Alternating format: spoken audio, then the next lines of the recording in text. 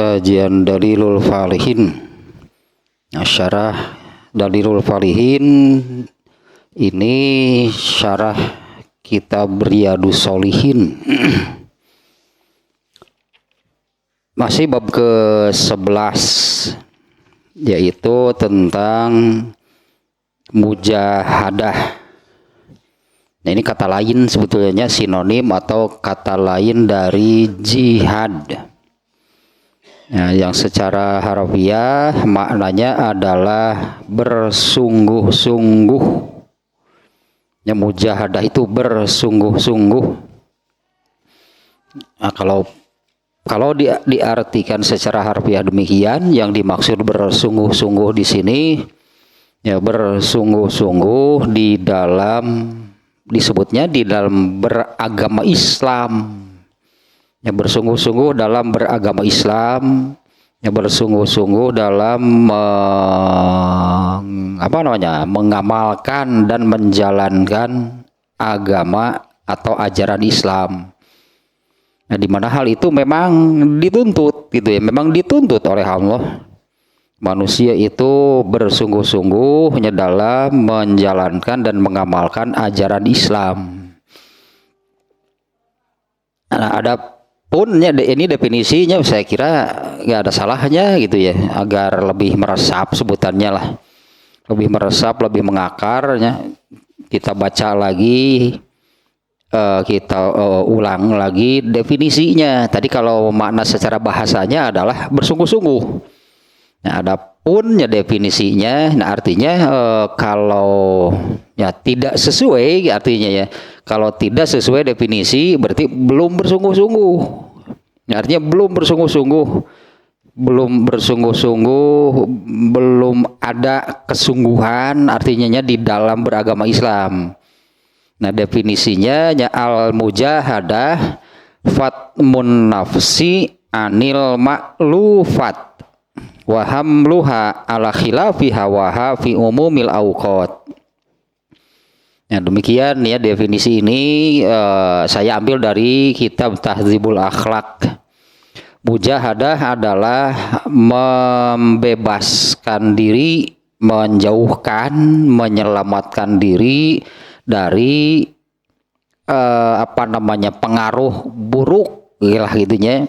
Menjauhkan diri, menyelamatkan diri dari pengaruh buruk al-ma'lufat, dari pengaruh buruk tadi panjang dimaksudnya dari pengaruh buruk kesukaan, keinginan gitu dan kegemaran.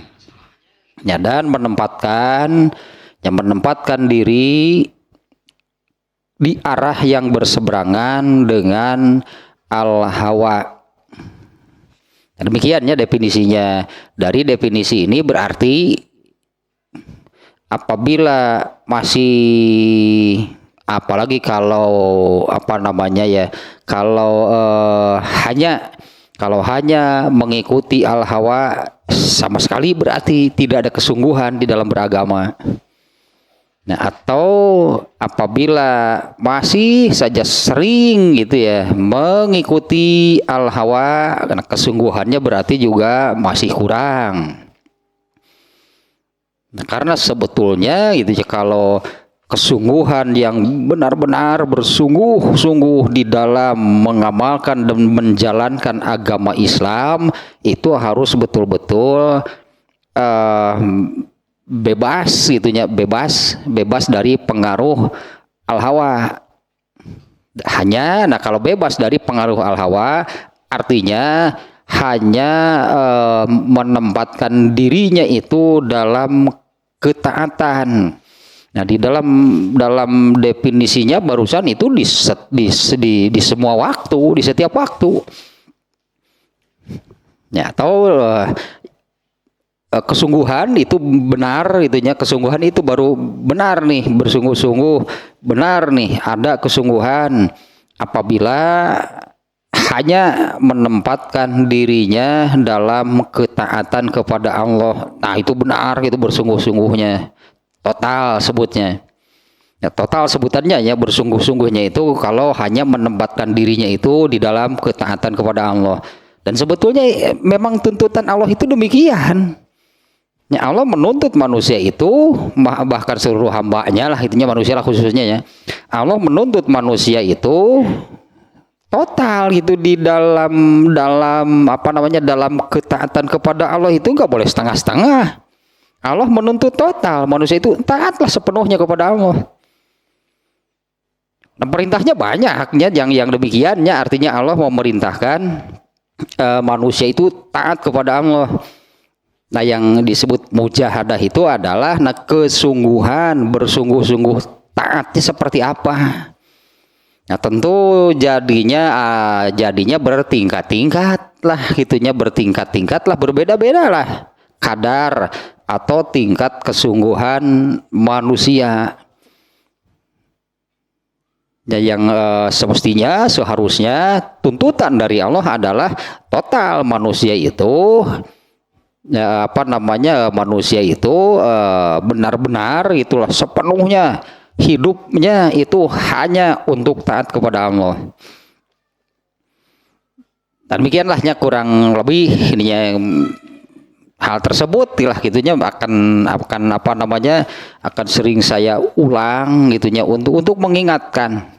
Karena hal itu memang dituntut gitunya, dituntut oleh Allah. Dan ayat-ayatnya pun ya, kalau ayat-ayatnya sudah kita baca di awal-awal yang kurang lebih ringkasannya, kesimpulannya apa sih mujahadah? Bersungguh-sungguh di dalam ketaatan kepada Allah. Kalau menurut definisinya yaitu bisa mujahadah, bisa bersungguh-sungguh itu bagaimana? Bebaskan dari pengaruh al-hawa, bebaskan dari pengaruh al-hawa dan bebaskan dari pengaruh al-hawa, kemudian arahkan itu hanya ke arah atau arahkan kepada ketaatan kepada Allah. Nah, sekarang nih hadis keempat nih. Semuanya ada 17 nih nanti ya, 17 18 gitu. Hadis ini baru hadis keempat lahnya sekarang nih, hadis keempat. Nah, hadis yang ketiga kemarin ya, ini seperti biasa lahnya kita ulas sedikit yang kemarin. Nah, hadis kemarin hadis ketiga, di mana hadis ketiga itu hadis yang sangat populer ya, sudah banyak yang tahu, sudah banyak yang mengenal, yaitu Rasul SAW bersabda, ada dua macam kenikmatan. Nah, di mana banyak, mayoritas bahkan ada dua macam kenikmatan di mana mayoritas manusia itu celaka. Ini dengan dua kenikmatan ini mayoritas manusia itu celaka, yaitu sehat dan waktu. Ini hadis ini secara tekstualnya, secara eksplisit, dua hal tersebut, sehat dan waktu, itu adalah kenikmatan. Ya, artinya tidak bisa dibantahnya, ini sudah redaksinya demikian, dua macam kenikmatan, yaitu sehat dan waktu. Ya, artinya kan sehat dan waktu itu adalah kenikmatan. Nah, kalau kenikmatan berarti kan wajib disyukuri, gak ada yang lain. Kalau kenikmatan wajib disyukuri, apakah yang dua ini ataupun yang lainnya. Semua kenikmatan itu kan wajib disyukuri. Benar itulahnya, benarnya kenikmatan itu disyukuri. Kalau tidak, salah berarti. Ya, kalau kenikmatan itu tidak disyukuri berarti salah. Nah, dalam hal ini kaitan dengan mujahadah kan, ini kan babnya, frame-nya gitu, bingkainya kan, hadis ini ada di dalam bab mujahadah. Nah, berarti bersungguh-sungguhlah, bersungguh-sungguhlah dalam mensyukuri dua macam kenikmatan ini. Itu intinya yang kemarinnya. Bersungguh-sungguhlah dalam mensyukuri dua macam kenikmatan ini, di mana Rasulullah SAW sudah menyabdakan banyak sekali yang celaka karena dua macam kenikmatan ini. Berarti kan tidak mujahadah hanya terkait dengan dua macam kenikmatan ini, tidak mujahadah. tidak membebaskan dirinya dari pengaruh al-hawa dalam terkait dengan dua kenikmatan ini. Berarti intinya dua kenikmatan ini minim sekali. Ini ya kenapa celaka nih ya dengan dua kenikmatan ini. Berarti karena di hadis ininya kan mayoritas manusia itu celaka nih karena dua macam kenikmatan ini. Berarti minim, sedikit sekali orang yang mujahadah dengan kenikmatan ini. Artinya sedikit sekali orang yang sehat dan waktunya lebih banyak digunakan untuk beribadah, untuk beramal soleh, untuk taat kepada Allah. Tak cilaka nate.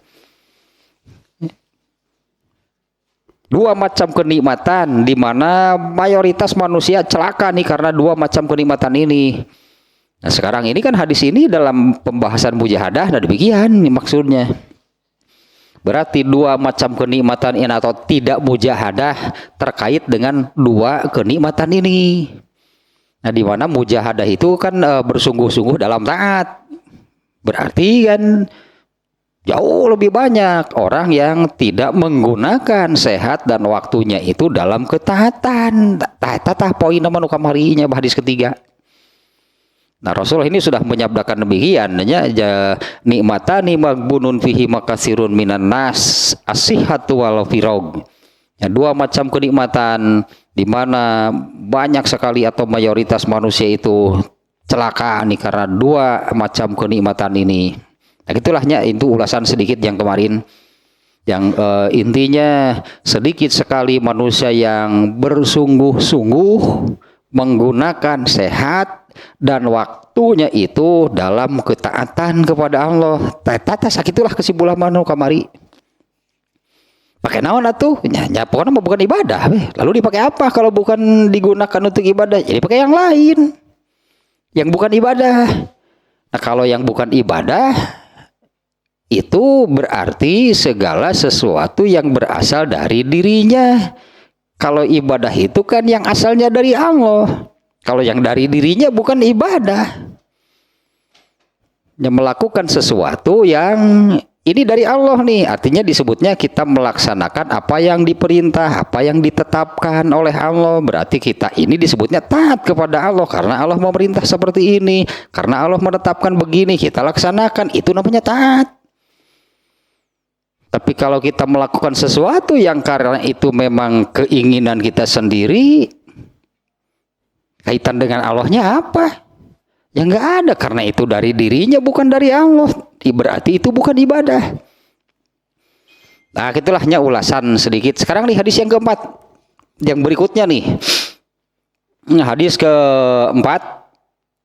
An Aisyah radhiyallahu anha annan nabiyya sallallahu alaihi wasallam kana yaqumu minal laili hatta tatafattara qadamahu faqultu lahu lima tasnau hadza ya Rasulullah wa qad ghafarallahu laka ma taqaddama min dzanbika wa ma ta'akhkhar qala afala uhibbu an akuna abdan syakura. Nah, hadis riwayat muttafaq alaihnya atau Bukhari Muslim. Kita terjemah dulu nih hadisnya nih ya. Dari Aisyah, semoga Allah meridhoinya, Nabi sallallahu alaihi wasallam salat malam atau nyaklak demikianlah kata non Aisyah radhiyallahu anha menerangkan Nabi SAW salat malam yaqumu minal lail, nya Nabi SAW salat malam hatta tatafattara qadamahu hingga kakinya, itulahnya hingga kakinya bengkak, hingga kakinya pegal-pegal, hingga kakinya bengkak. Kemudian aku bertanya kepada beliau, mengapa engkau sampai sedemikian? Mungkin di dalam bahasa kita itu demikiannya. Mengapa engkau sampai mengapa engkau sampai sedemikian rupa? Artinya menepika bararuh gitu ya, sampai bengkak-bengkak, pegal-pegal. Ya mengapa sampai seperti itu ya? Kenapa sampai sedemikian rupa? Wahai Rasulullah, padahal Allah pasti sudah mengampuni dosa-dosamu yang telah lalu dan yang akan datang. Ini ungkapan dari Rasulullah itu tidak punya dosa. Ungkapannya dengan demikian ya. Padahal Allah sudah mau pasti mengampuni, sudah mengampuni dosa-dosa yang dosa-dosamu yang telah lalu dan yang akan datang. Nah, Isa mengatakan demikian ya. Mengapa sampai sedemikian rupa? Padahal Allah sudah mengampuni dosa-dosamu yang telah lalu dan yang akan datang. Rasulullah SAW menjawab, afala uhibbu an akuna abdan syakuro. Aku ini bahasanya kitanya mungkin beginilah kurang lebihnya. Aku amat sangat lah gitunya. Aku amat sangat menginginkan menjadi seorang hamba yang bersyukur. Nah, sampai di situ hadisnya. Ini hadis riwayat Bukhari Muslim. Sekali lagi nih terjemahnya nih. Dari Aisyah, semoga Allah meridhoinya, Nabi SAW bersabda. Nabi bersabda. Dari Aisyah radhiyallahu anha, dia berkata, Nabi SAW sholat malam, mengerjakan sholat malam hingga kakinya bengkak-bengkak. Kemudian aku bertanya, kata Aisyah, kemudian aku bertanya, mengapa sampai seperti itu? Mengapa sampai sedemikian rupa, wahai Rasulullah? Bukankah Allah telah mengampuni dosa-dosamu yang telah lalu dan yang akan datang? Rasulullah SAW menjawab, apa tidak boleh kalau aku itu sangat, gitulah hanya, apa tidak boleh kalau aku itu sangat ingin menjadi hambanya yang bersyukur. Nah, itulahnya hadisnya. Nah, sekarang kan ini oleh penulis kitab Riyadus Sholihinnya oleh Imam An-Nawawi ini ditempatkan di dalam bab mujahadah kan sekarang. Ini tentang mujahadah ya. Nah, seperti apa atau bagaimana kaitannya? Karena di dalam hadis tadi kan tidak ada kata-kata mujahadahnya. Ya, hadisnya kan Aisyah menerangkan Rasulullah SAW sholat malam sampai kakinya pegal-pegal, bengkak-bengkak. Menurut pikiran Aisyah, kenapa gitu harus sampai seperti itu mengerjakan sholatnya? Bukankah Rasulullah itu tidak punya dosa? Padahal gitu katakanlah dengan hanya mengerjakan yang wajib saja Rasulullah itu ya sudah cukup itu, karena ya apalagi untuk seorang Rasulullah ya, di mana Rasulullah SAW ini ketika mengerjakan suatu amalan sholat misalnya yang wajibnya, apabila mengerjakan sholat wajib, maka Rasulullah SAW ini sholat dengan nilai sempurna, gak ada kekurangan di dalam sholatnya. Jadi boleh dikatakan bagi Rasulullah SAW, kalau hanya untuk hal tersebut gak perlu sholat sunat, buat apa sholat wajibnya sudah sempurna. Nah, di mana kan fungsi, boleh disebutlahnya fungsi dari sholat wajib itu seperti di hadisnya disebutkan di hadis yang ini, awalu ma yuhasabu bihil abdu yaumal qiyamati as-sholatu. Amal pertama yang dihisab dari seorang hamba pada hari kiamat adalah sholat. Apabila apabila sholatnya beres ini benar dan sebagainya lah gitunya, benar itu sebagai pokok gitu dari sholat yang beres itu ya, sholatnya benar dulu itu baru bisa beres. Apabila sholatnya beres, maka beres juga amal yang lainnya. Apabila rusak sholatnya, maka ya rusak juga lah amal yang lainnya. Amal pertamanya artinya Disebutnya kan pemimpin, berarti kan amal pertama yang dihisab dari seorang hamba adalah sholatnya. Ini berarti sholat itu pemimpin seluruh amal. Beres sholatnya, dijamin, sebutlah dijamin beres. Amal-amal yang lainnya pun ini nih dipimpin oleh yang beres berarti. Iza fasadat, kalau rusak sholatnya, ya fasada sairu amalihi, maka rusak juga lah seluruh amalnya. Nah lanjutannya, kemudian Allah memerintahkan, lanjutan hadis barusannya, Allah memerintahkan kepada malaikat, coba lihat, apakah hambaku itu punya sholat sunat? Apakah hambaku itu punya sholat sunat? Untuk melengkapi, untuk sebutannya lah, untuk melengkapi, untuk menambah, untuk menyempurnakan sholat wajibnya. Nah hadis ini menunjukkan bahwa apabila mengerjakan sholat wajib bahkan ada yang sempurna, pasti ada kekurangannya. Nah untuk menambah kekurangannya, menambal gitulahnya, melengkapi, menyempurnakannya itu dengan sholat sunat. Nah kalau Rasulullah SAW itu kan nggak perlu, karena setiap kali sholat wajib Rasulullah itu sholatnya sudah bulat, sudah sempurna. Nah sehingga nih Aisyah menanyakan begini, apa harus seperti itu gitu ya? Aisyah kan melihat Rasulullah SAW mengerjakan sholat malam sampai kakinya bengkak-bengkak. Berapa lama berarti beliau sholat malam? Sampai kakinya bengkak-bengkak, sampainya pegal-pegal gitu, bengkak-bengkak. Nah Aisyah melihat hal seperti itu, ya boleh disebut apa namanya, heran lah. Aisyah merasa heran itunya, kenapa Rasulullah itu mengerjakan sholat malamnya sampai sedemikian rupa. Kalau Aisyah menyebutkan, bukankah Allah sudah mengampuni dosa-dosamu yang telah lalu dan yang akan datang?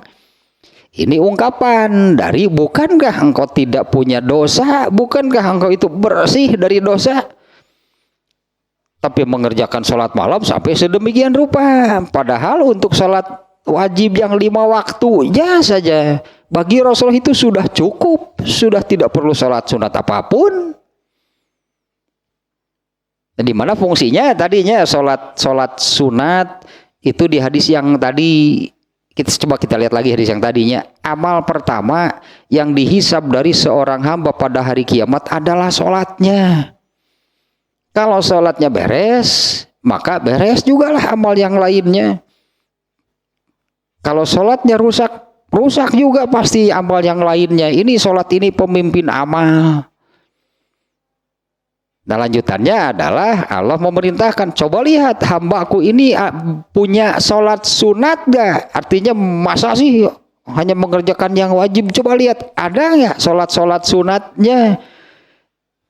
Nah di mana sholat sunat ini untuk menambah melengkapi lah mungkin sebutannya ya, kekurangan yang ada pada sholat wajibnya. Tapi hadis ini menunjukkan jangan dianggap enteng sholat sunat. Ini ya untuk menambalnya gitu, untuk melengkapi kekurangan lah tadinya, kekurangan yang ada pada sholat wajib. Dengan apa? Dengan sholat sunat. Dengan catatan hanya Rasulullah SAW yang apabila sholat wajib bulat sempurna nggak ada kekurangan. Selain Nabi nggak akan ada yang mampu demikian. Selain Rasulullah SAW pasti berarti banyaklah kekurangannya. Ya, pada sholat wajibnya yang dikerjakannya itu banyak kekurangannya. Artinya ya tambahi, lengkapi, sempurnakan sholat wajibnya itu dengan sholat sunat. Apalagi kalau surplus anggaplah begini. Misalnya ini asumsi saja nih ya, seperti ini. Misalnya ini sholat wajibnya, ini sholat wajib kurangnya 100 nih. Ternyata orang ini banyak mengerjakan sholat sunat sampai dia ini punya 500 misalnya. Sementara kebutuhan untuk menutupi kekurangan pada sholat wajibnya ini hanya 100.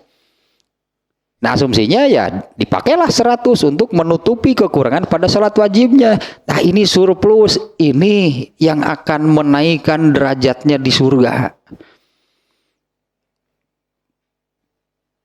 Berdasarkan hadis ini nih, ini hadis populer juga nih ya. Robiah al-Aslami. Ya, Robiah al-Aslami itu kan ditanya, diminta lah sebetulnya, diminta oleh Rasulullah. Kamu mau minta apa? Nanti saya berdoa kepada Allah.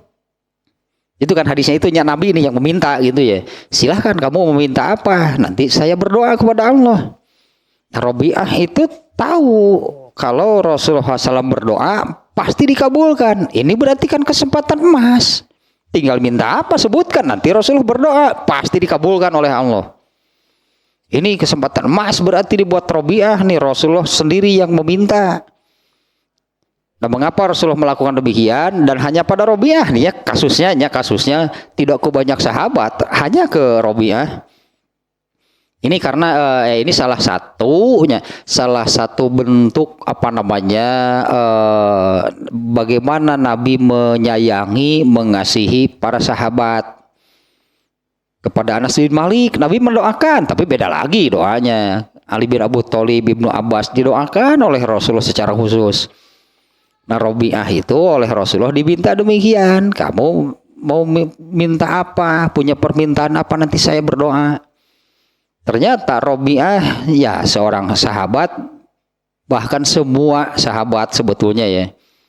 Kemudian Robiah seperti ini jawabannya kan Robiah. Ya kalau begitu doakan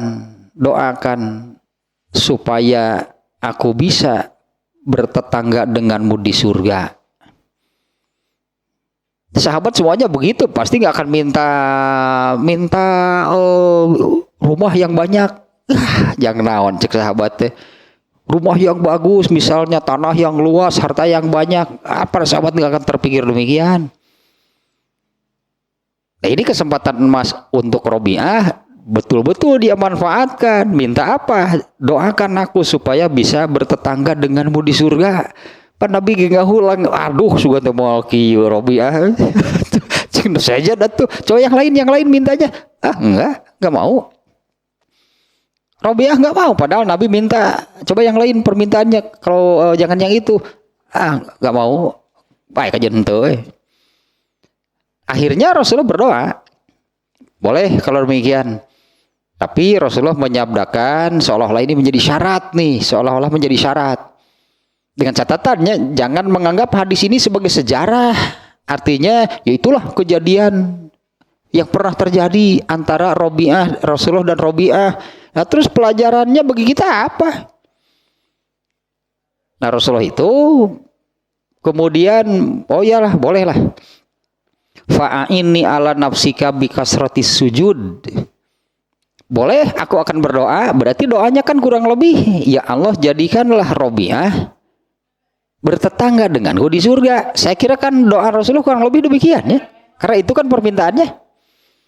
Ini Rasulullah yang berdoa demikian. Jadikanlah Robiah itu, artinya bertetangga satu tingkatan surga, berarti di surga tertinggi. Belum lagi istananya berdekatan dengan Rasulullah. Itu dikabulkan oleh Rasulullah. Boleh kalau permintaan kamu itu memang tidak mau diganti, Rasulullah berdoa demikian.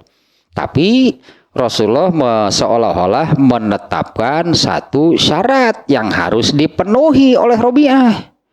Fa'inni ala nafsika, boleh bantu, kalau begitu bantulah aku dengan kamu harus banyak sholat sunat. Artinya kan sholat sunat ini untuk menaikkan sampai bisa sederajat, satu tingkatan tetangga, bukan hanya satu tingkatan, sampai bertetangga dengan Rasulullah di dalam surga. Itu yang diinginkan oleh Robiah ketika Rasulullah meminta, kamu mau minta apa, nanti saya berdoa. Kesempatan emas ini bagi Robiah. Ternyata kan memintanya, coba kalau minta istana di dunia, atuh nu kitu mah dia paeh ditinggalkeun. Nah, ininya kebetulan nih ya, terkait dengan hal barusan. Ya maksudnya nih ya, kaitan dengan hadis yang sekarang ini kan, Aisyah melihat Rasulullah SAW mengerjakan sholat malam entah berapa lama, berarti nanti adanya ini kan hadis riwayat Bukhari Muslim. Ini muttafaq alaihnya hadis riwayat Bukhari Muslim, artinya hadisnya ini sahih nih. Saya buka-buka gitunya di aplikasinya. Saya buka-buka ini Imam Bukhari di menempatkan hadis ini di dalam bab apa? Nah, karena di situ kan justru nantinya terlihat arah gitu pikiran Imam Bukhari ini dalam memahami hadis ini. Nah, terkait yang barusan nih ya, ini ada hadis yang baru tadi siangnya saya buka-buka gitu, baca-baca nih, ada hadis yang seperti ini nih. Terkait dengan Robiah kan minta bertetangga denganmu di surga gitu tadinya, meminta bisa satu tingkatan berarti di surganya yang paling tinggi, karena Rasulullah SAW itu di surga yang paling tinggi dari 100 tingkatan surga. Rasulullah di surga tertinggi, ternyata Robiah jadi tetangganya. Artinya surga tertinggi itu bukan hanya untuk para nabi, bukan, siapapun boleh, siapapun bisa. Nah, saya katakan tadi, hadis tadi jangan dianggap sejarah, jangan dianggap sejarah dalam arti oh dulu pernah terjadi ya seperti itu antara Rasulullah dan Robiah, sudah saja. Terus kita mengambil pelajaran apa? Karena apa yang disabdakan oleh Rasulullah SAW itu berlaku bukan hanya untuk Robiah. Substansinya dari hadis tadi bahwa siapapun kalau ingin bertetangga dengan Rasulullah bisa. Karena Rasulullah mengiyakan, berarti kan aku ingin menjadi tetanggamu di surga. Apa keinginan seperti itu hanya ada pada Robiah? Apa hanya Robiah yang boleh punya keinginan demikian? Emang kita nggak boleh? Kita juga kan umatnya. Robiah itu umat Rasulullah, nah kita juga sama. Apa salah gitu kalau kita punya keinginan demikian? Makanya substansinya bisa oleh siapapun, Robiah umatnya, kita juga umatnya. Terus syaratnya apa? Ya sama, tetap pelajarannya. Makanya jangan hanya dianggap sejarah hadis yang barusan. Pelajarannya adalah ya siapapun kalau punya keinginan bertetangga dengan Rasulullah di surga, Rasulullah meminta hal yang sama. Banyak-banyaklah mengerjakan sholat sunat. Ini ada hadis yang seperti ini. Ini hadis riwayat Al-Bukhari dan Muslim. Kita baca terjemahnya saja nih ya. Ini menerangkan tentang situasi, keadaan di surga nih, salah satunya nih ya. Salah satu keadaan atau situasi di surga seperti ini. Dari Abu Sa'id Al-Khudri, semoga Allah meridhoinya. Ini sahabatnya ya Abu Sa'id Al-Khudri.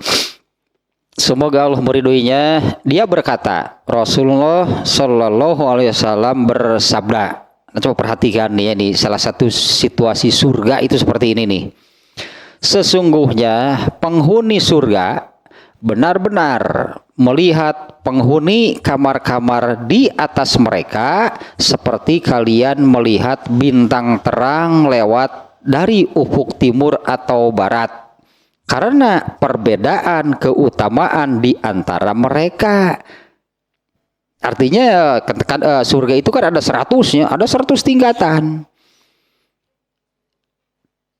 Satu sama lain bolehlah. Kalau di sini sih yang disebutkan di hadis ini, penghuni surga benar-benar bisa melihat penghuni kamar-kamar di atas mereka. Artinya melihat penghuni surga yang lebih tinggi, yang di atasnya.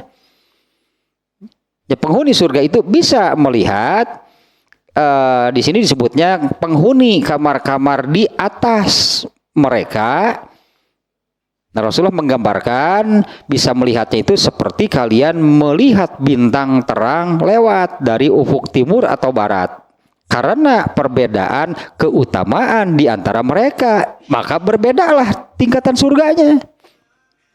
Ya, karena perbedaannya ada perbedaan keutamaan. Jadi kalau surga itu ada 100 tingkatannya, ya masing-masing nanti ada penghuninya dengan keutamaan masing-masing. Nah, yang paling tinggi, yang paling wah gitu surganya, yang paling atas.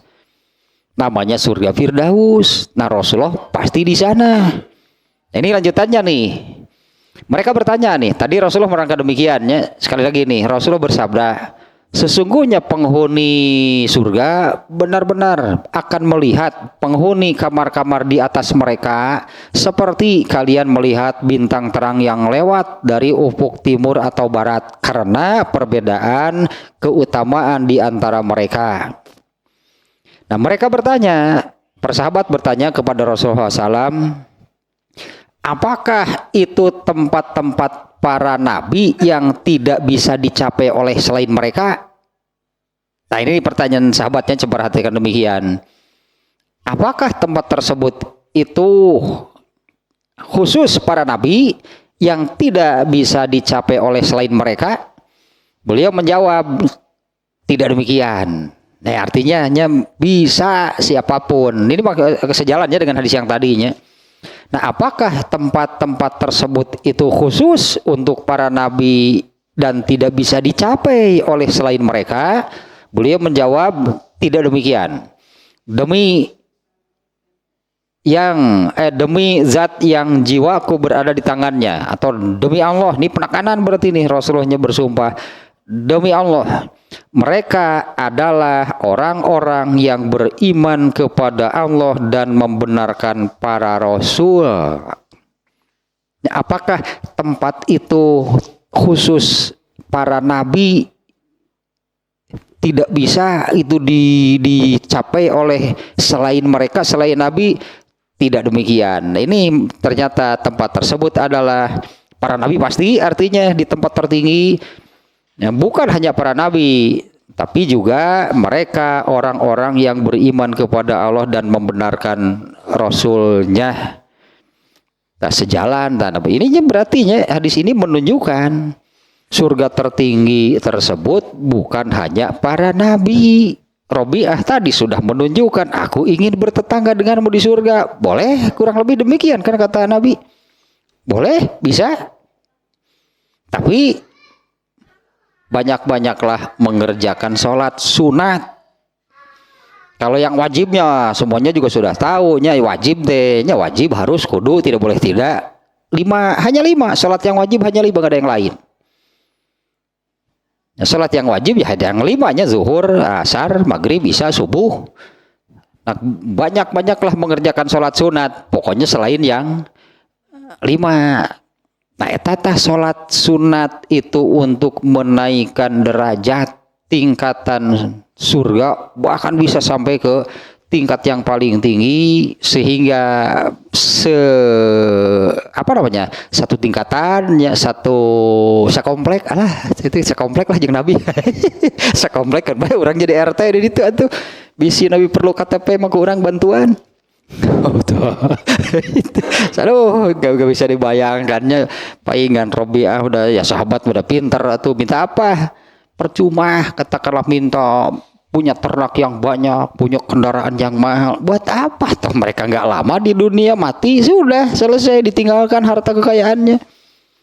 Ternyata Robiah itu minta ini, doakan aku agar bertetangga denganmu di surga. Tapi kan pelajarannya tadinya Nabi tidak menolak, Nabi mengiyakan, membenarkan, bisa, boleh. Dan sekali lagi hadis itu bukan hanya untuk Robiah, siapapun boleh. Apalagi tadi hadis di sini ini kan Rasulullah tidak menyebutkan hanya untuk para sahabat. Apakah derajat surga itu khusus para nabi, tidak bisa dicapai gitu oleh selain mereka, oleh selain nabi? Tidak demikian. Bisa juga hanya dicapai oleh orang-orang. Nah, seperti ini berarti beriman kepada Allah dan membenarkan Rasulnya. Nah, kembali lagi nih ke hadis yang ini nih ya, yang ada di kitab ini tadi, yang menerangkan Rasulullah SAW mengerjakan sholat malam. Mungkin kita lebih mengenalnya dengan sebutan tahajudnya, sholat malam yang paling populer lah. Itu kan sebutannya sholat tahajud. Beliau mengerjakan sholat tahajud sampai sedemikian rupa, bengkak-bengkak, pegal-pegal kakinya. yang membuat Aisyah merasa heran. Apa harus sampai seperti itu? Padahal Rasulullah SAW itu kan sudah pasti ini ya, Rasulullah SAW sudah pasti tidak punya dosa. Tapi kan ternyata jawaban Rasulullah SAW, apa tidak boleh? Kalau aku itu sangat ingin menjadi hamba yang bersyukur. Artinya ingin banyak.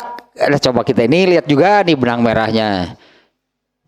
Bagi Rasulullah SAW itu hanya mengerjakan ibadah yang wajib pun kan sudah cukup. Bagi Rasulullah itu hanya mengerjakan yang wajib saja. Bagi beliau sudah cukup. Sholat yang wajib saja hanya 5 kali. Atau saum hanya Ramadan saja. Hanya 5 kali. Hanya 5 kali. Setahun sekali. Kemudian ibadah haji sekali. Dan memang Rasulullah kalau ibadah haji hanya sekali ya. Nah bagi Rasulullah intinya mengerjakan yang wajibnya saja itu sudah aman. Rasulullah sudah cukup, nggak perlu tambahan apa-apa. Tapi kan ini di sini kan Rasulullah ingin menunjukkan kepada Allah itu bahwa beliau itu hamba yang bersyukur. Nah terlihatnya berarti di mana terlihatnya bersyukurnya seseorang kepada Allah berarti pada iya bab napan ayeuna pada mujahadahnya. Orang yang bersyukur kepada Allah itu adalah orang yang banyak beribadah berarti. Kurang ibadahnya, kurang bersyukurnya. Tara ibadahna tidak bersyukur sama sekali berarti. Ini hadis ini menunjukkan demikian ya. Kenapa Rasul itu sampai sholat sedemikian rupa? Aku ingin menjadi hamba yang bersyukur kepada Allah. Ya artinya ini bisa dijadikan indikasi nih. Setinggi atau setinggi sebanyak sebesar mungkin ya. Jadi setinggi sebesar apa sih syukurnya seseorang kepada Allah? Lihatlah pada ibadahnya. Kalau banyak ibadahnya, berarti banyak bersyukurnya. Kalau kurang ibadahnya, kurang berarti bersyukurnya. Nah di mana kalau di hadis sebelumnya disebutkan di hadis sebelumnya secara khusus 2 macam kenikmatan dari Allah nih, di mana justru banyak yang celaka. Karena semuanya kan diberi oleh Allah, sehat dan waktu. Sehat itu pemberian Allah, waktu ini juga pemberian Allah untuk manusia. Harus bagaimana? Harus bersyukur. Nah yang bersyukur itu berarti kan yang banyak menggunakan sehat dan waktunya untuk beribadah. Nah itulah bersyukur. Nah indikasinya itu berartinya seberapa tinggi, mungkinnya seberapa tinggi, seberapa banyak, seberapa besar sih rasa syukur seseorang kepada Allah. Lihatlah pada ibadahnya, lihatlah pada amal solehnya. Kalau banyak beribadah, banyak beramal soleh, berarti itu tingkat syukurnya tinggi. Ya, tingkat syukurnya gitu kepada Allah itu tinggi. Kalau kurang ibadahnya, ya kuranglah berarti rasa syukurnya kepada Allah. Padahal kenikmatan dari Allah kan bukan hanya 2. Kalau 2 kenikmatan yang disebut di hadis sebelumnya itu Rasulullah menyebutkan ini nih 2 macam kenikmatan ini itu yang menyebabkan banyak manusia yang celaka. Adapun kenikmatan dari Allah, kemarin juga sudah disebut sihnya di bab yang kemarin. Di dalam ayat Al-Quran surat apa kemarin yang in ta'uddu ni'matallahi la tuhsuha, surat Ibrahim, misalnya ayat 14 kemarin surat. In ta'uddu ni'matallahi la tuhsuha, jika kamu mau menghitung-hitung kenikmatan Allah atas kamu, nggak akan bisa kamu menghitungnya, nggak akan ada angkanya. Tak terhingga, sebutannya bahasa kitanya kan tak terhingga, tak terhitung. Mulai dari kenikmatan terkecil sampai yang terbesar. Mulai dari kenikmatan lahiriah sampai kenikmatan batin. Berapa banyak? Gak akan ada yang bisa menghitungnya. Kenikmatan dari Allah atas manusia yang sedemikian banyak sampai tak terhitungnya. Terus yang sudah kita syukuri berapa banyak? Yang sudah kita syukuri berapa banyak. Nah, bukti sebetulnya anggaplah jadi bukti indikasi atau bukti lahnya. Bukti indikasi bersyukurnya seseorang atau manusia kepada Allah itu adalah lihatlah pada ketaatannya. Dan bukti ketaatan itu adalah dengan beribadah, beramal soleh, gak ada yang lain. Karena bersyukur kepada Allah itu bukan hanya sebatas mengucapkan terima kasih kepada Allah. Ya Allah, terima kasih Engkau telah menganugerahi aku misalnya. Benar, itu bukan hal yang salahnya kalau seseorang itu merasa mendapat kenikmatan, merasa mendapat anugerah, lalu dia mengucapkan demikian. Terima kasih ya Allah atas karuniamu ini. Benar. Tapi hakikat yang namanya bersyukur itu adalah tadi dalam ketaatan kepada Allah. Ini indikasinya gitunya, seberapa tinggi, seberapa banyak, seberapa besar ketaatan seseorang kepada Allah. Itulah indikasi seberapa tinggi, seberapa besar, seberapa banyak rasa atau bersyukurnya orang tersebut kepada Allah. Nah, sementara Rasulullah sendiri ini yang aman sebetulnya Rasulullah SAW itu kan satu-satunya ya manusia yang tidak berdosa. Dosa nggak punya itu Rasulullah nggak punya dosa sama sekali. Dosa nggak punya. Setiap kali mengerjakan ibadah yang wajib saja sudah bulat, sempurna nilainya, nggak ada kekurangan. Tapi kenapa ketika mengerjakan sholat malam sekian lama sampai bengkak-bengkak? Makanya Aisyah menanyakan, apa perlu sampai seperti itu? Jawaban Rasulullah apa? Inilah cara aku menunjukkan bersyukur kepada Allah. Kurang lila justru cek Nabi teh. Sholat sakitu teh baru sakieu mah antu. Kurang lebih demikianlahnya, itu lebih ke baru sakieu mah tidak sebanding dengan seberapa banyak anugerah dan kenikmatan yang Allah berikan kepada Rasulullah. Lalu Rasulullah menunjukkannya, menunjukkan bersyukurnya itu dengan cara sholat malam sampai kakinya bengkak. Kalau Aisyah hanya melihat bengkaknya, Rasulullah tetap merasa apa yang saya lakukan belum sebanding sebetulnya dengan apa yang Allah anugerahkan. Karena hakikatnya tidak ada yang bisa betul-betul disebutnya, tidak akan ada sebetulnya ya, yang betul-betul membayar lunas sebenarnya tidak akan ada. Yang betul-betul bisa membayar lunas semua kenikmatan dari Allah itu kalau dikatakan seperti ini ya, manusia harus membalas kebaikan Allah. Coba balasannya mau seperti apa? Seumur hidup, semaksimal apapun nggak akan ada. Ibaratlah mungkin ya ini, jangankan dengan Allah ya, jangankan dengan Allah. Karena masalah seperti itu ya, Allah memberikan kenikmatan kepada manusia itu berapa banyak? Ya Allah sendiri yang menyebutkan, bisa ngitung, itulah tidak terhitung, tidak terhingga.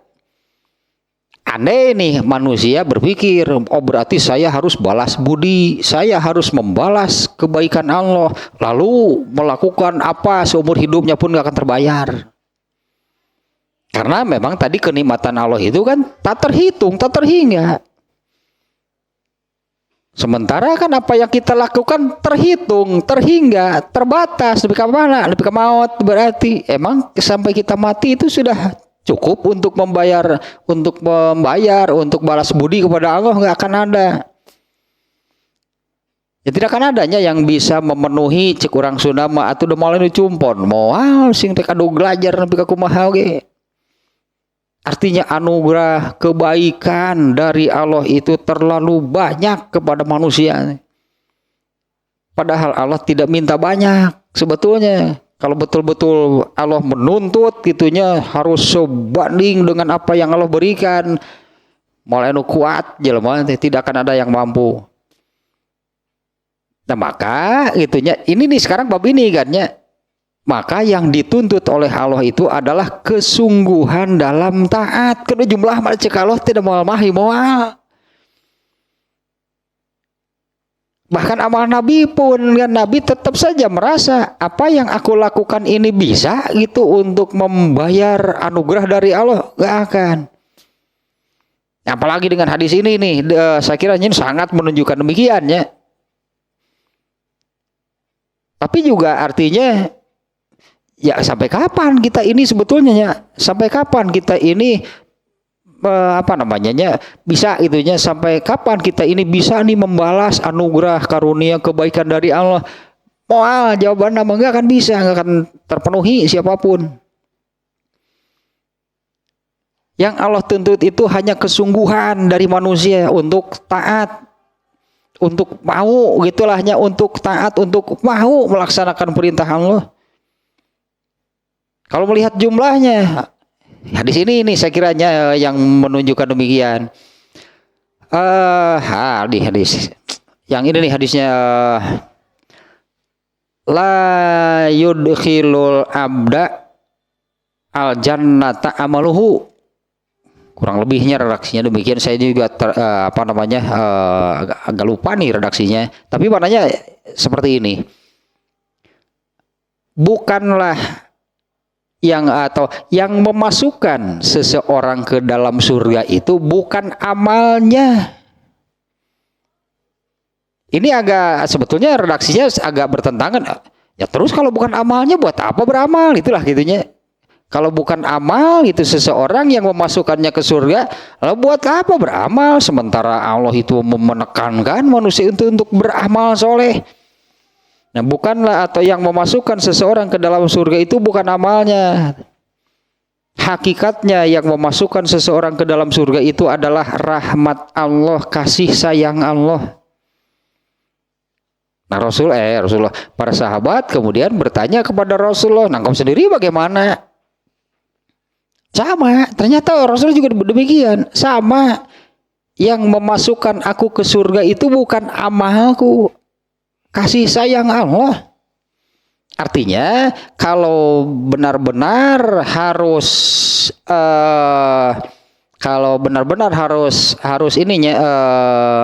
berdasarkan amal, artinya amal yang dilakukan oleh Rasulullah SAW pun ini tidak akan bisa untuk membawanya ke surga. Surga terlalu mahal, sementara terlalu tinggi, terlalu wah gitulah. Sementara amal manusia, amal seorang nabi pun cek Allah ngan sakitu kuningannya kabisa teh. Kurang lebih Allah melihat demikian lah amal manusia teh, ngan sakitu kabisa teh ke surganya. Ngeunah we cek Allah teh emang surga teh murah. Amal nabi pun tidak akan cukup. Kalau betul-betulnya, kalau nggak salah pernah saya ilustrasikan seperti inilah. Andai amal manusia, bahkan amal nabi nantinya ya, andai ini amal manusia ini harus ditukarkan dengan tiket masuk surga, nggak akan ada yang cukup. Tiket surga itu sangat mahal. Sementara amal manusia ketika ditukar kupon atau tiket lahnya, ini hanya ilustrasi saja nih. Andai nih amal manusia itu ditukarkan dengan kupon untuk masuk surga. Ada yang amalnya ditukarkan dengan kupon ternyata 1.000 misalnya angkanya. Ada yang lebih dari itu. Ada yang ditukarkan dengan kupon 1.500. Amal Nabi misalnya, amal Nabi berapa? 5 juta. Amal Nabi mah karena paling wah, amal Nabi paling banyak, paling hebat. Misalnya 5 juta. Sementara tiket masuk surga berapa? 2 triliun cek Allah. Satu moal ayat itu bisa asup. Gak akan ada sebetulnya. Nah, makanya Rasulullah menyabdakan demikian. Nah, kita punya amal 1.000, ada yang punya amal 500, aya nu minus dah loba keneh dosana batan amal soleh nama. Dosana gitu reuteum ari amal soleh ngeun saeutik boro-boro, tapi akhirnya kan asal punya amal soleh pada akhirnya akan ke surga meskipun harus ke neraka dulu, kan ada yang demikian. Ini amal Nabi andai gitunya 5 juta, emang besar 5 juta teh. Iya, kalau dibandingkan umatnya yang hanya ada yang punya 100, ada yang punya 500, ada yang punya 1000, Nabi mah 5 juta. Tukarkan kupon masuk surga, ternyata tiket masuk surga itu 2 triliun, ya Nabi gigit jari. Atau kalau demikian sebetulnya, mana bisa aku masuk surga? Itu hanya menggambarkan demikian sebetulnya ya. Hadis itu bukan betul-betul maknanya jadi bukan amal. Ya habis apa gitu kalau demikian? Karena pada kenyataannya kalau seseorang ingin masuk surga harus beramal, gak ada yang lain. Nah, apabila ingin masuk surga harus beramal soleh berarti. Itu untuk menggambarkan sebetulnya surga itu amat-amat tinggi, kurang lebih demikian tadi, itu hanya ilustrasinya. Amal Nabi sekalipun masih terlalu jauh, lebih sedikit lebih kecil dari tiket untuk masuk surga. Nah maka ini nih diantaranya gitu yang dituntut oleh Allah. Ya biarlah kalau jumlahnya belum tentu banyak, kualitasnya belum tentu juga kualitas terbaik. Ini salah satunya sajanya. Di sini Allah menuntut, Allah melihat kesungguhan manusia dalam taat. Ini kan babnya ini sekarang nih ya. Ini yang Allah ingin lihat. Ini yang Allah suka gitunya. Yang ya tadilah makanya inilah yang dinilai tinggi oleh Allah, kesungguhan. Padahal nih kalau kita ke hal yang lainnya, nah padahal kan ketika Allah menurunkan agamanya, agama terakhirnya Islamnya, ketika Allah menurunkan agama Islam, itu bukan untuk Allah, untuk manusia. Ya Allah menurunkan agama Islam ini bukan untuk Allah. Saya katakan bukan untuk Allah itu maksudnya begini. Andai seluruh manusia ini taat nih taat itu kepada agama Islam yang Allah turunkan, emang Allah beruntung? Emang Allah dapat untung apa? Enggak. Atau kalau seluruh manusia ini semuanya tidak ada yang mau itunya beragama Islam, menjalankan agama Islam, atau dengan kata lain semua manusia ini durhaka kepada Allah, emang Allah rugi? Enggak. Kalau seluruh manusia taat kepada Allah, kemuliaan Allah tidak bertambah. Kalau seluruh manusia durhaka, kemuliaan Allah tidak berkurang. Makanya betul-betul Allah menurunkan agama Islam ini untuk manusia, untuk kebaikan manusia. Padahal untuk kamu, cek Allah dari kamu gitunya tidak mau taat. Saya menurunkan agama Islam itu bukan untuk saya, kurang lebih demikiannya. Karena Allah tidak punya kepentingan apapun. Allah itu maha segala-galanya, geus teu butuh nanaon gitulah. Allah mau butuh apa? Allah enggak butuh apa-apa. Jadi betul-betul agama Islam ini untuk boleh disebutlah kesejahteraan dan keselamatan manusia dunia dan akhirat. Nah itu Allah maksud Allah menurunkan agama Islam nih. Makanya Allah memerintahkan bersungguh-sungguh, sok singyaan ini untuk kamu bukan untuk Allah. Nah ini ya saya kira sekarang mulai terlihat nih ya, kenapa sih ada hadis ini? Ini soal kesungguhannya di mana? Ini karena kan frame-nya gitulahnya hadis ini ada di dalam pembahasan tentang bersungguh-sungguh, tentang kesungguhan. Artinya Rasulullah SAW di sini sholat malam sampai kakinya bengkak-bengkak. Coba kalau mengikuti disebutnya apanya? Coba kalau mengikuti al-hawa sihnya. Coba kalau mengikuti al-hawa artinya coba kalau mengikuti jaba nyeri, jaba hoream. Tapi itu tak kesungguhan deh itunya, artinya ini contohnya kalau dengan definisi yang tadi Rasulullah SAW itu betul-betul sudah bisa. Ini Rasulullah memberi contoh demikian ya.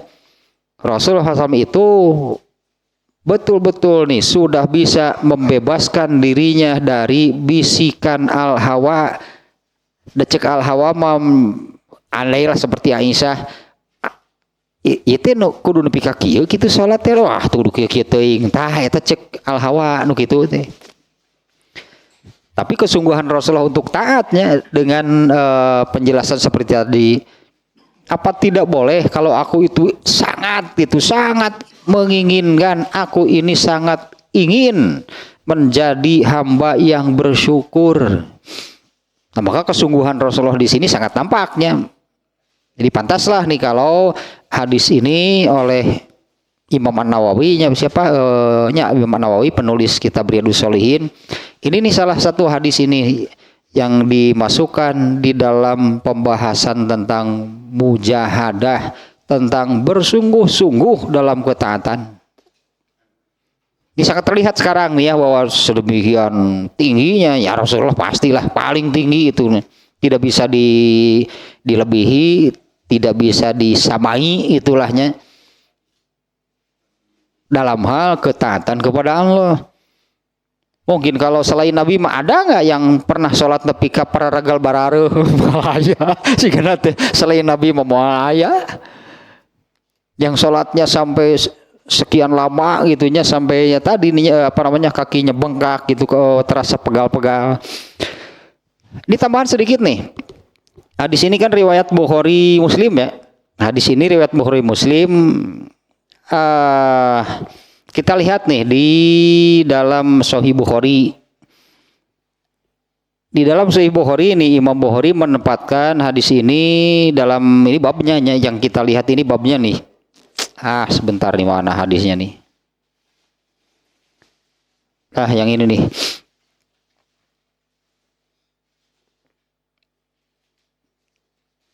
Kalau Imam Bukhari menempatkannya di dalam bab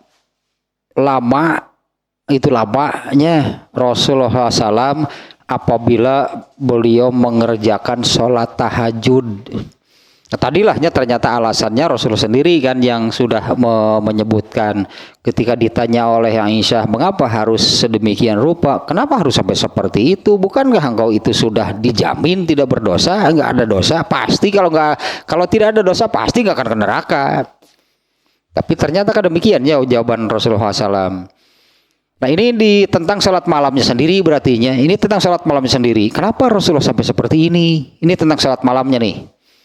Ini hadis riwayat Bukhari yang cukup panjang nih ya. Boleh ini disebut, ini hadis tentang keutamaan sholat malam. Ya hadisnya cukup panjang yang kita baca terjemahnya saja nih karena ini waktunya juga sudah tinggal sedikit lah. Dari Ibnu Umar, ia berkata dari Ibnu Umarnya semoga Allah meridhai keduanya. Dia berkata, dulu para sahabat jika bermimpi mereka suka menyampaikan mimpinya kepada Rasulullah SAW. Kemudian Rasulullah SAW menafsirkan mimpinya.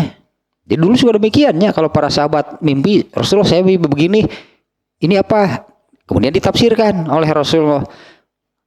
Air bisa moal malah bisa moal penting ngimpi naon ditanya biasa we di urang ngimpi eta oh apes berarti ting naon sebutan teh nu apes teh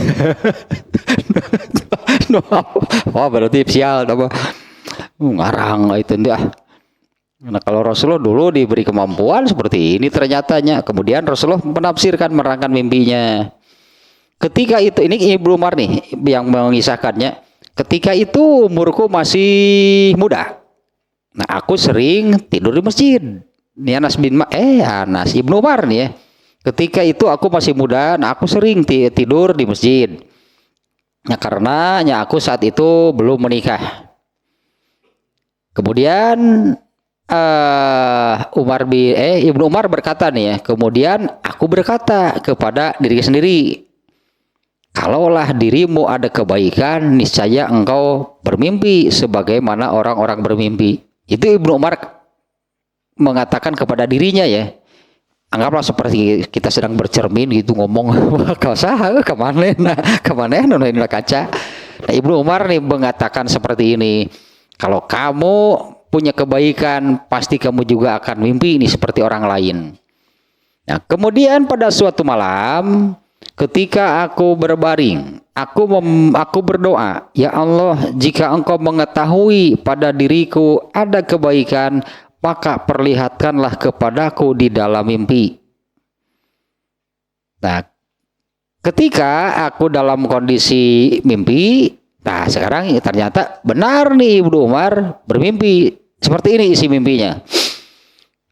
Ya, ketika aku tidur, aku bermimpi, tiba-tiba ada 2 malaikat. Ini isi mimpinya demikiannya. Ada 2 malaikat mendatangiku yang di tangan masing-masing memegang palu besi.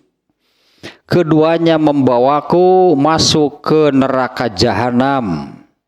Nah, sementara aku di antara mereka berdua. Nah, sementara aku berada di antara mereka berdua, memanjatkan doa, ya Allah, aku berlindung kepadamu dari jahanam. Ngimpi teh sok asanya, ngimpi asalnya ya ngimpi dibawa ke neraka ya. Aku dibawa oleh 2 malaikat gitu masuk ke dalam neraka jahanam. Nah, dan aku berdoa, ya Allah, lindungilah aku aku berlindung kepadamu dari neraka jahanam. Kemudian diperlihatkan kepadaku seorang malaikat menemuiku, di tangannya membawa palu besi, dan malaikat itu berkata, kamu tidak usah takut, sebaik-baik manusia adalah kamu. Ini kata malaikat kepada Ibnu Umar dalam mimpi ini ya. Nah, kamu jangan takut, sebaik-baik manusia adalah kamu. Jika ini coba nih, ya nulis bawahi nama malaikat diperlihatkan kepadaku ada 1 malaikat yang membawa palu besi mendatangiku dan berkata, kamu tidak usah takut karena sebaik-baik manusia adalah kamu jika kamu memperbanyak sholat sunat. Nanti mimpi ini bukan sekedar mimpi, ternyata nanti disampaikan nih kepada Rasulullah nih ya.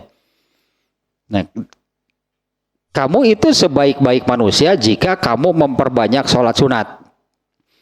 Mereka kemudian, di malaikat yang 2 orang tadinya, mereka kemudian membawaku hingga berhenti di tepi neraka jahanam. Ternyata jahanam itu bergulung-gulung itulahnya. Ternyata neraka jahanam itu bergulung-gulung seperti gulungan kalau di kita ini seperti kawah yang bergolak. Itu kawah lava gitunya. Ternyata neraka itu di sini sumur, terjemah sumur sakasa aya sakado aya timbaan dewa itu udah pikiran deh. Ternyata itu neraka itu bergulung-gulung seperti gulungan itulah kawahnya ya, di kawah Gunung Merapi itulah. Dan neraka itu, di neraka itu ada hamparannya. Nah, bagian yang landainya seperti pantai di laut gitulah, pantai. Nah, neraka itu mempunyai hamparannya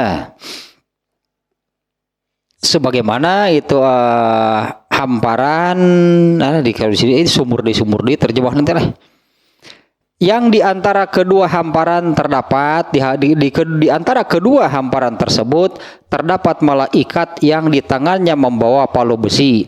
Dan aku lihat di sana ada beberapa orang yang digantung dengan rantai-rantai. Kepala mereka di bawah sementara kakinya di atas.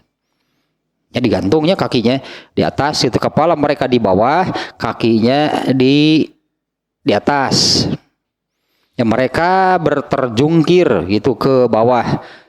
Aku tahu di sana ada beberapa pembesar Quraisy. Aku tahu ternyata ada yang kata Ibnu Umar ada yang aku kenal gitu di ini beberapa orang pembesar Quraisy. Kemudian mereka membawaku pergi dari sisi kanan. Nah, sampai di sana kemudian mereka membawaku pergi, artinya keluar dari dalam neraka. Itu isi mimpinya, itunya Ibnu Umar. Kemudian aku sampaikan mimpi itu kepada Hafsah. Hafsah itu kakaknya Ibnu Umar, istrinya Rasulullah SAW. Jadi Ibnu Umar tidak langsung menyampaikannya ke nabinya, tapi ke kakaknya, ke Hafsah nih. Kemudian Hafsah menceritakannya kepada Rasulullah SAW. Nah, ini berarti kemudian nih dari Rasulullahnya nih atas ketika mendengar mimpi tersebut lah gitu ya. Rasulullah SAW bersabda, Ibnu Umar adalah seorang hamba yang soleh asalkan dia mengerjakan sholat malam. Nah itu sholat malam. Ibnu Umar itu hamba yang soleh itu asalkan dia mengerjakan sholat malam. Nah kemudian asalkan dia mengerjakan sholat malam. Nah kata Nabi, sejak Ibnu Umar mendengar Rasulullah bersabda demikian, maka Ibnu Umar tidak pernah meninggalkan sholat malam. Kalau menurut malaikat tadi bahwa kamu adalah manusia terbaik selama kamu memperbanyak sholat sunat. Itu kata malaikatnya tadinya. Nah, ternyata ini kalau dari Rasulullah seperti ini. Ibnu Umar adalah seorang hamba yang soleh asalkan dia mengerjakan sholat malam. Kata Nafi itu murid Ibnu Umar. Ibnu Umar itu tidak pernah meninggalkan sholat malam. Nah, teruslah masih ada satu lagi tapi kurang lebih isinya sama. Boleh disebut yang barusan itu tentang keutamaan sholat malam. Ya pantaslah kalau Rasulullah SAW itu mengerjakannya sampai kakinya bengkak-bengkak dan untuk dengan alasan seperti tadinya. Yang hal itu gitu, ini jelas menunjukkan kesungguhan mujahadahnya Rasulullah SAW di dalam taat kepada Allah. Dan tentunya ininya harus menjadi contoh bagi ya semua umatnya gitulah. Teruslah beres hadis keempatnya tentang mujahadah yang isinya demikian tadi.